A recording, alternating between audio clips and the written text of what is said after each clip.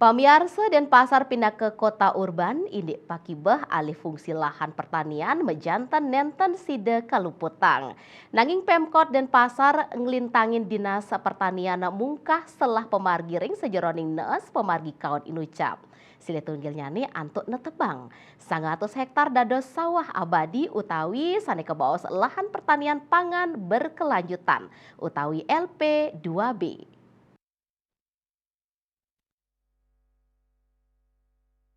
Sawah abadi utawi lahan pertanian pangan berkelanjutan Saneweda ring 4 Kecamatan Inucap Pacang Kesayubin oleh Destan Denpasar tur ketetapang dados lahan pertanian. Kebijakan Pemkot Denpasar puniki kebaosang oleh Wali Kota Denpasar Gusti Ngurah Jaya Negara miwah Kepala Dinas Pertanian Kota Denpasar Ana Agung Gede Bayu Brahmaste sane tujuan ngerakse kewentenan lahan pertanian. Santukan lahan pertanian rumasuk sawah sane wenten ring Kota Denpasar sayan ngidikang. Kewentenan lahan Inucap duen krame sane ngawinang alih fungsi lahan mawah untuk ketambakin. Duane ngasapunika, pemargi antuk ne sayan ngelimbaknya nih alih fungsi lahan kaptiang side kaut sahayang melarapan antuk netapang kewentenan lahan sawah abadi antuk jimbar 900 hektar. Lianan punika, Pemkot Taler mau paya mangde sektor pertanian side sayan kelimbakan melarapan ngicenin wantuan majang para petani.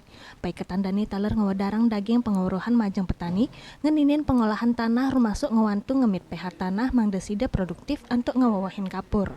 Ring kewentenan penincapan pH tanah puniki, keaptiang sida nincapan produktivitas. Asa punika Taler, baik ketandani sampun niagayang piranti pertanian merupa mesin, mangde sida nes perbea produksi kantos 16%. Kebijakan untuk ngarianin lahan sawah abadi puniki kedadosan silih tunggil pengupaya ngerakse kewentenan ruang terbuka hijau kota.